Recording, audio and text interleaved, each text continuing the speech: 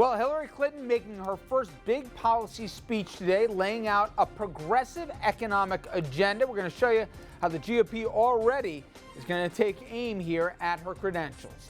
Then, David Letterman resurfaced specifically to do a top 10 list about Donald Trump. And yes, his hair was part of it.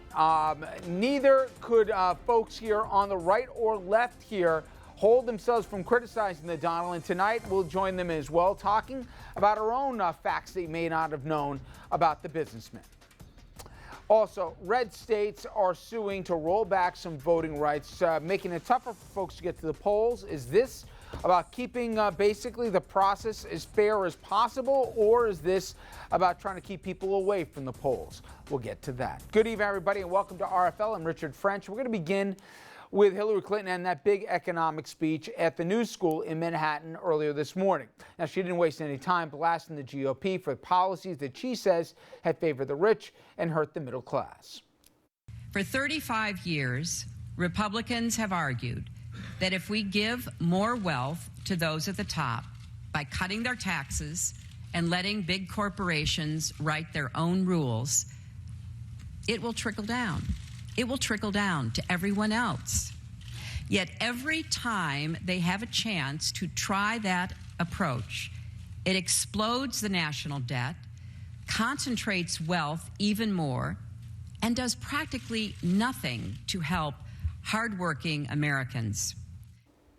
Now, Hillary continuing to highlight the populist message, but Republicans, they're not only not buying it, but they plan to use those words against her. American Crossroads, that's a super PAC founded by Karl Rove, is holding focus groups to test anti-Hillary ads. Now, this is just one of them.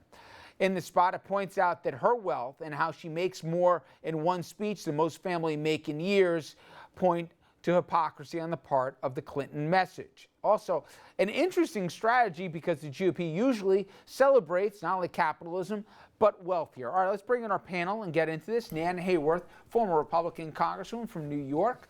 To her left, Dominic Carter, political journalist and author, of course. And to my right, Richard St. Paul, Republican strategist, former vice chair for the National Black Republican Association, and Andrew Whitman, our senior political correspondent. Everybody, thank you for joining us. Hope you had a good weekend. And thank you.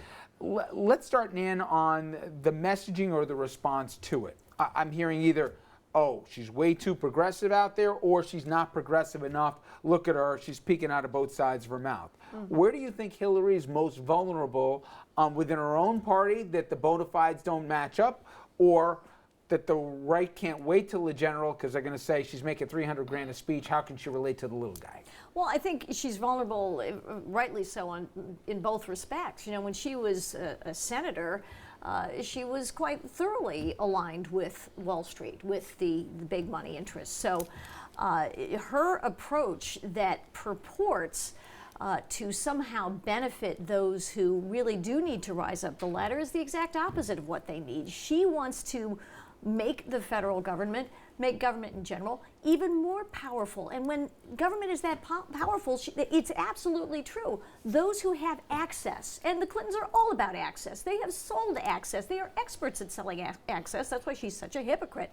But when those who can afford access are the ones who get the favors in the law and the favors in the tax code, they're the ones who are going to prosper, and that's how wealth gets concentrated. But if we look what's happening with Republicans, and we'll talk in a little bit about Scott Walker's announcement today and also on the GOP side, the Koch brothers have basically designed how this election is going to work and how they don't want it to be basically a replay of 4 years ago. They're designing how basically the primary process is going to work. They're funding the candidates they like. We've already seen with ALEC, they'll basically put out legislation for what they want. If anything, I just find there's a little bit of hypocrisy. Maybe the shots on the left are legit or not, but on the right to say, oh my God, she's making $300,000 from a speech.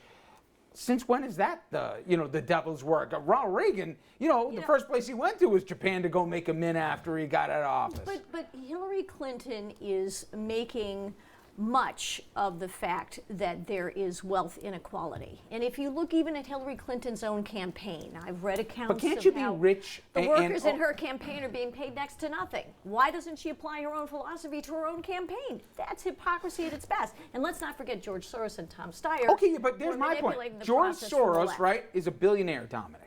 Can you be progressive and be a billionaire? Yes.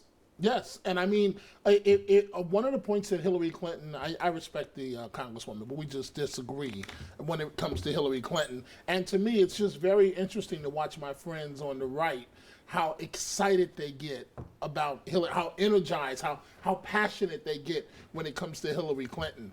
One of the things that she also said today, she reminded people of how things were, how good they were, if you will, for the country when her husband was the president. And so you can be a progressive. And yes, I mean, if we're going to start, if the barometer is how much you're making for a speech, then so President Bush shouldn't be accepting $100,000 from war veterans, from disabled war veterans. I mean, that's never been an indicator one way or the other. I mean, I think that most Democrats, she's got some issues on the left with progressives, Yeah. they're never, I don't think they're ever going to be fully happy with her. Well, can she thread the needle, Andrew? Because on the left, obviously, we're seeing with Bernie Sanders, who I think is a nice story, but if he ever becomes serious, there's more holes in him than Swiss cheese here, okay? I mean, he used to identify himself as a Bolshevik, for crying out loud. But my point is she more vulnerable, you think, on the left with the progressives who don't, buy her bona fides here? Or that she's getting criticized from the right because, she likes to take money, too, here from people with deep pockets, and that disqualifies her as the message for the proletariat? Well, if she's somehow open to any sort of attack from the left, you would have to have a more tangible person lobbying that attack than Bernie Sanders. I think it's interesting that you're seeing Hillary Clinton, who, yes, I think her bona fides are somewhat questionable given her record in the Senate and her husband's time in the White House when it comes to this progressive economic agenda, is shifting in that direction, particularly because of the shift, I would say, in the dynamic of the Democratic Party. It's moving further left on economic issues. It's Elizabeth Warren, it's Bernie Sanders, and others who have sort of pushed it in that direction. She doesn't have to go all the way there because there's not any competition to her left, any serious competition. As for the attacks that she's going to be open to from the right, that she's being hypocritical about taking the money, the Congresswoman mentioned access to the wealthy. I think if you asked 100 people at random at a farmer's market, which party is the party of access to the wealthy, I believe respectfully it would be your party. I don't think that tag will stick as well to Hillary Clinton, except for those who are already inclined to dislike her. Andrew, I would just pose you this challenge. I'm sorry, Richard, I No, don't no, want go ahead. but very quickly, and Richard, I think you'll agree, if you ask a small business person in the state of New York, which has a very heavy regulatory structure, and that's in addition to the federal stuff, how easy it is for them to establish and run a business in New York versus great big corporations that have armies of lawyers, accountants, consultants, you name it, to handle those burdens. You tell me who the party of the Main Street little people is. It's the Republicans. Richard, I yield to you. That's a fair. I was just The gentlewoman from New York. I was just respectfully the focus is on the workers and not on the business owners, and I think the workers would feel that they're being shortchanged even by small businesses and Workers have are being rights. shortchanged by Democratic policies. See, there's nothing to tell here. This is a page ripped out of the liberal magazine here. Let's tax the rich. That's nothing new. Higher living wages for middle-class workers and hourly workers based on what? I don't know. I mean, normally you work harder, you get paid more. That's typically what happened. Here is Hillary Clinton, again, pandering to the left, but she does it in a way that it doesn't make any sense, because why would she bite the hand that fed her? In the Clinton families, they got rich off of corporations after their public service. One thing, what is, so if I follow your logic, though, and she's campaigning, she's going to turn off at the very time they want the spigot to run here for campaign contributions, if she's going to say, and no one debates the fact on this, that the gap between the 1% in the country and the 99 is bigger than it's ever been, right?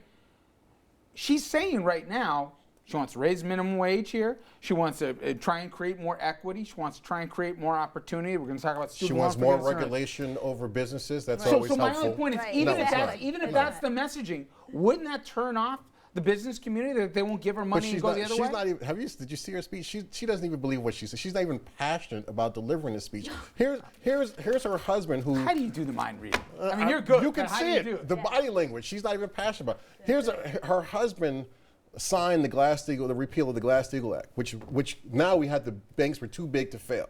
All of a sudden now, because it's Hillary Clinton, she doesn't buy into that ideology. I can't believe I'm getting on the Republican voice at the table. My good friend Richard St. Paul is saying Those Clintons, they're too conservative. They're helping out business too much. Give me a break. They were good for business. Are you kidding me? Business loved them. And that's why they're multimillionaires, because business loves the Clintons. So you're getting ready to vote for her. No, because Hillary's doing the wrong thing now. Well, I was just thinking, as I don't trust them. listening to Hillary's speech, where she was talking about a trickle-down economic system that hasn't worked for 35 years and a pro-business environment, I was thinking Kansas. All you have to do is go to Kansas. That's the exact agenda that she's describing that Governor Brownback has put into place that is failing miserably. It's cut taxes, it's support businesses, it's absolutely extend nothing to people who are in need, and schools are closing. They don't have any money. The state's going bankrupt. If you want the perfect crystallization of Hillary Clinton's argument is Kansas. Well, guys, before we debate Kansas right now, because I have a feeling Because Dorothy's not here right now, so. settle down, Toto. All right, now we went from the left or the right, wherever we ended up there. We come back though. We're going to go to the GOP field, and Scott Walker, he joined the Republican field today. Interesting bio here, and I'm curious what the table thinks. I don't know if this is a Republican or a Democrat thing, but Walker went to college, but he never graduated. Is that a good or a bad thing? Does it matter anymore as being an American president without even a college degree? We're going to tell you when we come back what we have to say. Stay with us.